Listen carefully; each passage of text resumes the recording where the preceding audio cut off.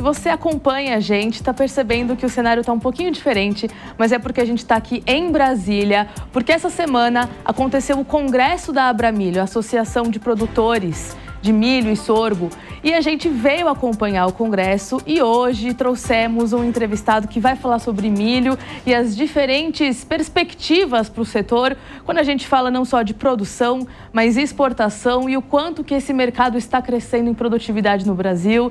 Então, a gente agradece muito a participação do Glauber Silveira. Muito obrigada pela participação. A gente está aqui no estúdio em Brasília trazendo informações fresquinhas do Congresso. Ele é o diretor executivo da Abramilho. Glauber, muito obrigada pela sua participação aqui, por estar nos nossos estúdios. E eu gostaria de começar esse programa, começar a nossa entrevista, perguntando um pouquinho para você a sua avaliação da produção de milho, da produtividade no país. A gente está acompanhando aí níveis satisfatórios, os produtores eles estão empolgados, mas a alta produtividade também acaba impactando um pouquinho no preço. Então eu queria começar, por gentileza, te perguntando a sua avaliação, até porque o Congresso foi muito recente e aí tem vários insights ali que saíram dessa programação, né? Tá certo. A produção, na verdade, desse ano, ela é bem positiva, né? A gente passou pela safra do ano passado, a gente teve uma queda de produção, principalmente porque aconteceu, foi um ano climático muito complicado. Eu lembro que a gente acompanhou, principalmente no Mato Grosso, foi uma tragédia, né? A gente nunca imaginou que pudesse ter tanta complicação e tanta perda, principalmente na soja, então que atrasou muito, né? Teve um problema para a soja e depois a gente acabou tendo também numa perspectiva um pouco pior no milho, e principalmente quando a gente teve um problema de cigarrinha, nas últimas 2 safras a gente teve muita cigarrinha e graças a Deus nessa safra a coisa está um pouco mais tranquila. O produtor está respirando um pouquinho mais. Está respirando um pouquinho mais, então houve um plantio bem acelerado, por exemplo, da soja e a gente conseguiu plantar a safra de milho. É muito positivo. Então, as estimativas estão falando mais de 100 milhões de toneladas, alguns falam de 110 da segunda safra. Você veja que maravilha. Juntando com a primeira safra, a gente tem um recorde de produtividade. E é como você disse, o produtor acaba sendo vítima da sua eficiência, o produtor brasileiro, né? Apesar de você ter no cenário internacional uma queda na produção mundial, mas mesmo assim o Brasil, mais uma vez, vem para... né? E aí a gente acaba vendo preços que estavam até bons, tendo uma certa queda. Mas vamos ver, né? A gente teve alguns cenários que falam que vai continuar caindo. Como dizer, eu não sou analista de mercado, então acho que e não gosto de fazer previsão, porque é fria, né? Mas o que a gente espera é que realmente o produtor tenha pego essa oportunidade e tenha travado. Então, mas a safra realmente está boa. É claro que a gente não começou a colher, né, Mariana? Então, a gente fala assim, poxa, mas por que pode falar que vai ser recorde? Porque já se consolidou. Porque o milho tem uma fase, por exemplo, ele pendoou, né? Aí ele começou o enchimento de grãos, ali ele precisou ali de mais 1 ou 2 chuvas que já deram. E a gente tem uma previsão para Mato Grosso. Estou falando muito de Mato Grosso porque realmente o Mato Grosso, para você ter ideia, produz mais milho do que soja já. Entendeu? Olha que interessante isso. Então, lá é que realmente tem um suporte da produção, né? Na segunda safra, praticamente 50% da produção é lá do Mato Grosso. Então lá já choveu, e também choveu em Goiás, Mato Grosso do Sul. Então realmente foi uma segunda safra tranquila. Satisfatória. E aí, bom, você falou que é isso, não dá para ficar prevendo preços e também nem é o seu local de fala nesse sentido de acompanhar muito, mas pelo que você está me falando, existe então não vou dizer uma preocupação, mas uma cautela dos produtores em acompanhar essa flutuação dos preços. Nesse sentido, qual que seria a sua sugestão, qual que seria o seu conselho para os produtores que ainda não venderam, mas que estão olhando para esses bons resultados? Dá para falar... Você está me colocando em saia justa, né? Para dar conselho de comercialização. É que realmente eu acho que é muito importante cada produtor fazer a conta, né? Porque, que nem falei, eu mesmo, no Congresso, eu estava com aquela expectativa. Poxa, que eu ouvi falar que saiu o relatório do SDA que caiu um pouco o estoque de milho. Eu falei, poxa, vai bombar, a gente vai vender bem. Até eu estava brincando com alguns produtores, estavam ali, olha, Quem não vendeu ainda agora vai ganhar dinheiro. Mas aí, depois chegou lá, a gente teve uma apresentação, né, de uma consultoria que falou, poxa, não, agora quem vendeu, vendeu bem. Quem não vendeu, olha, já vende logo, porque vai cair. Então, eu acho que é importante, todo produtor tem lá a sua consultoria que ele tem, eu acho que é importante estar olhando para isso, fazer as contas e não esperar milagre, né? Porque a gente realmente, nós estamos num cenário mundial, global, muito delicadíssimo. A gente vai para uma safra cheia no Brasil. E é claro que você tem uma safra americana, que a intenção americana também vai estar dando suporte para esses preços, né?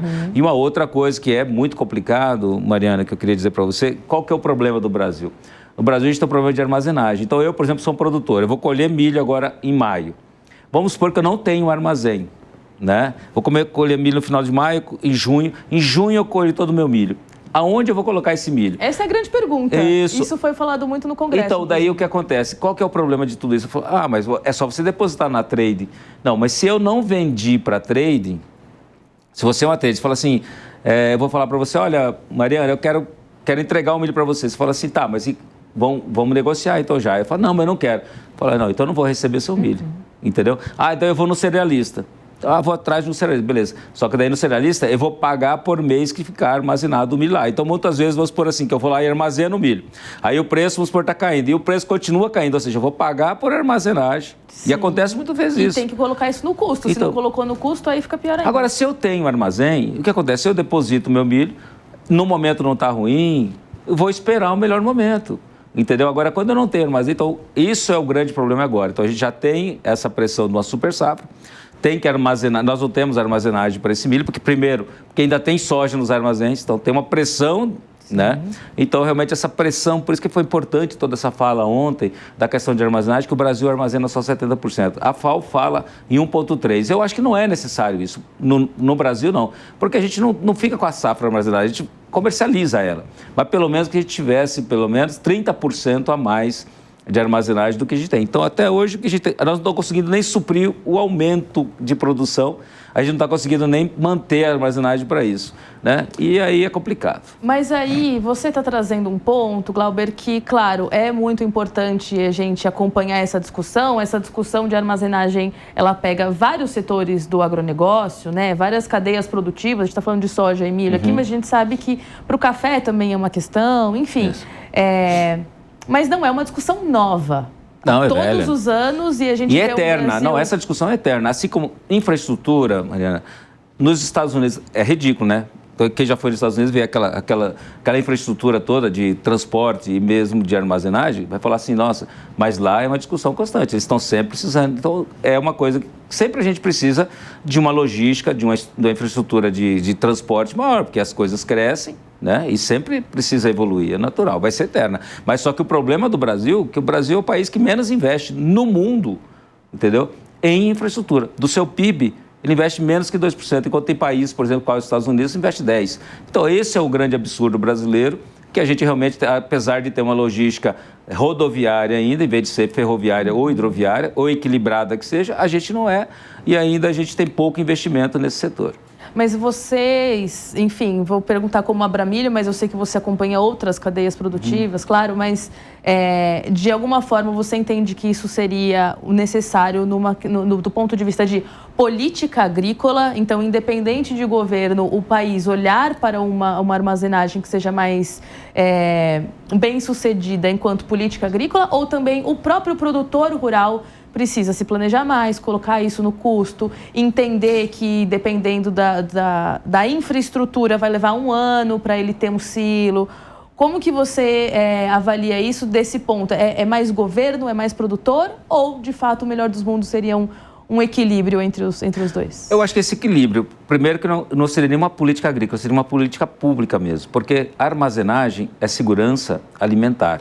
Então, você veja bem, se a gente, de repente, daqui a pouco não está segurando o milho aqui, está exportando, quantas vezes você já viu essa reclamação do pessoal que tem frango, que tem suíno, ou seja, do confinamento, falando assim, olha, está indo embora o milho do Brasil e tal. Agora, é claro, alguém precisa comprar. Eu sou produtor, eu planto para quê? Para ganhar dinheiro. Eu não planto para fazer benesse, né? Então, eu preciso pagar as contas, porque alguém me financiou, né? Eu tenho conta para pagar, tem funcionário, tem o borracheiro, tem óleo diesel, tem tudo.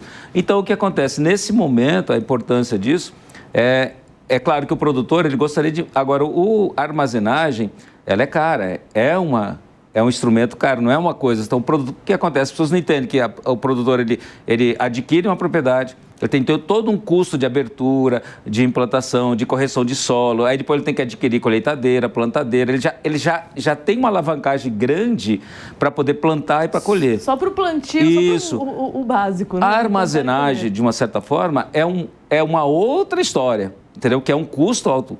Então, ele precisa, por exemplo, de 10 anos para pagar aquilo. Então, ele não tem... Porque se fosse simples, né? O produtor tivesse o dinheiro à vista, falasse assim, não, eu vou comprar uma armazenagem. Não, mas ele, na verdade, ele vai ter que tirar uma parcela do lucro dele, entendeu? Para poder, ao longo do período, é claro que a própria armazenagem, ela se paga. Só que o produtor, muitas vezes, ele não tem capital para fazer isso. Então, por isso que é importante, né? O financiamento, né? E o financiamento que, muitas vezes, eles vêm pouco.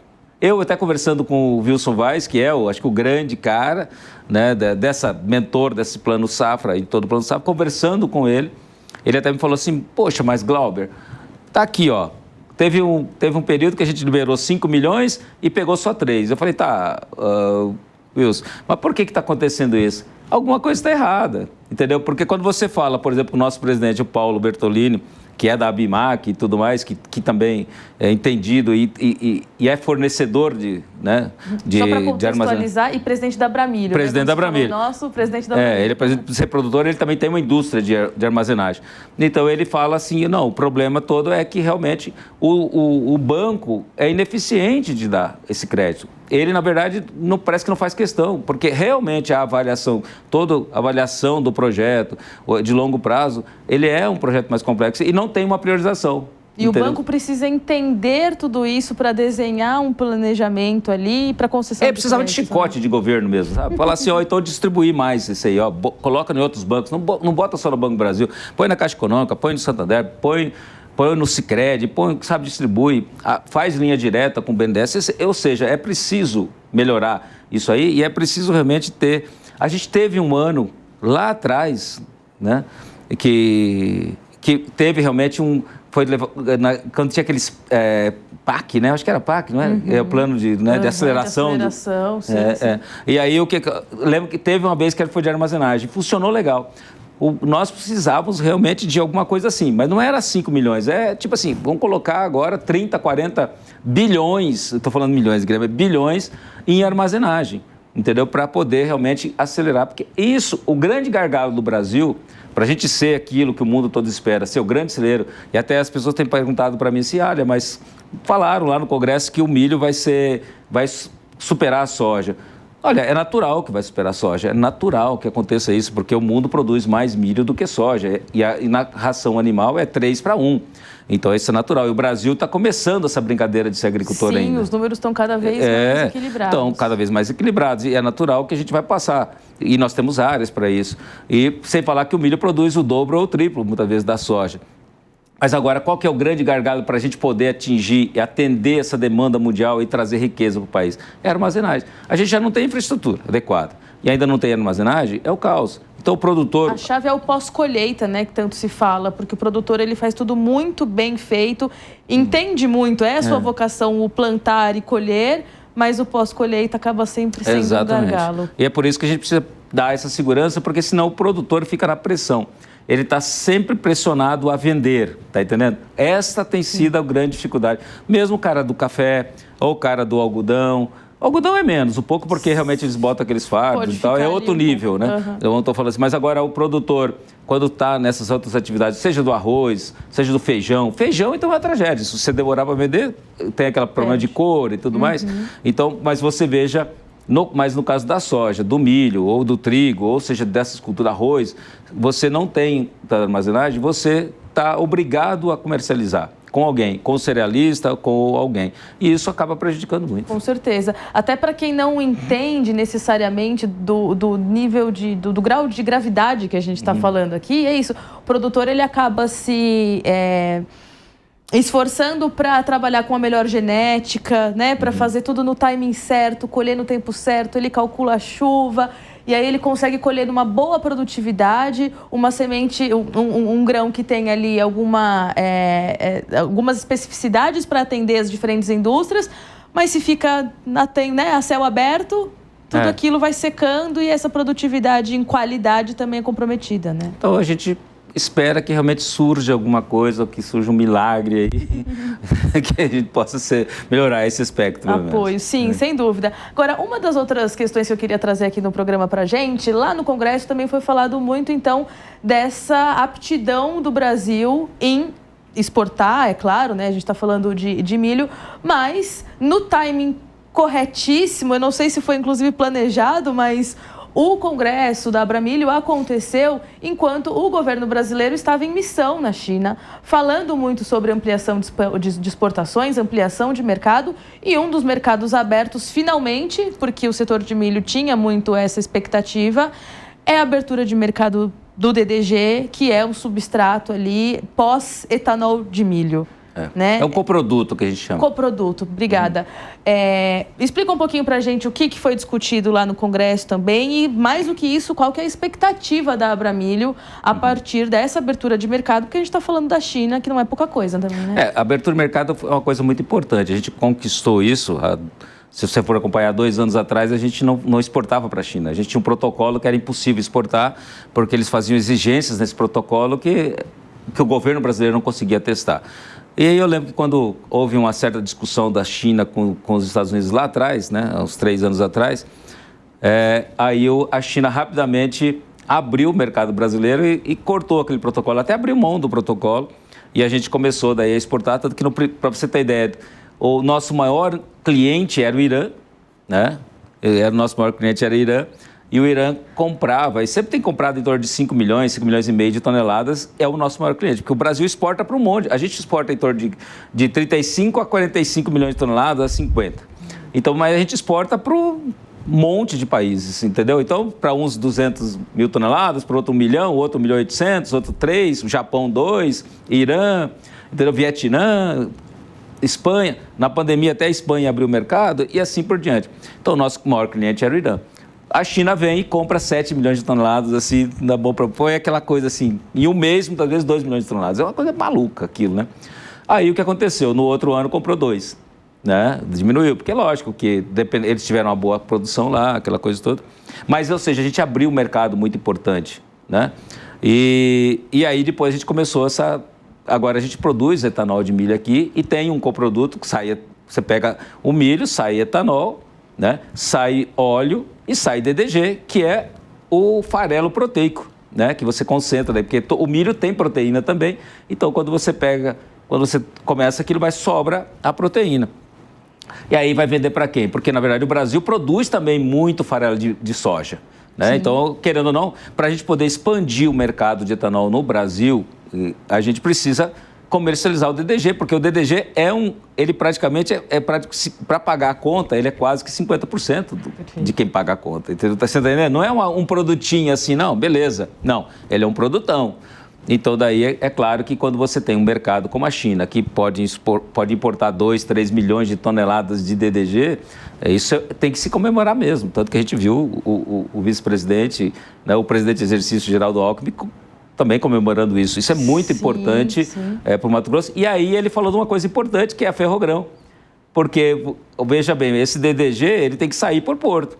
E aí, a importância da Ferrogrão para você também baratear, né, a exportação desse DDG, e que a maior parte dele é produzido em Mato Grosso. A logística. Facilita, e aí você vai ter uma competidora, porque os Estados Unidos é outro competidor, né? E falou em logística, falou com o americano. Então, agora, se a gente tiver uma Ferrogrão para colocar, por exemplo, esse DDG, né, sair ali de Lucas, sair, por exemplo, de Sorriso, sair de Sinop, sair de Nova Mutum, e isso ir lá para o porto de Miritituba. Nossa, isso é fantástico. A gente vai ser muito competitivo e vai ter uma explosão, né? Sem falar que tem agora usinas surgindo também no Maranhão, surgindo em vários lugares.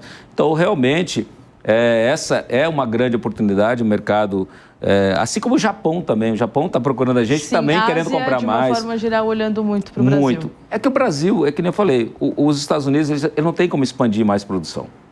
Ele é o maior produtor mundial de milho, mas não tem como expandir. O Brasil, a gente tem como dobrar a produção na mesma área ainda, porque nós estamos ganhando em produtividade.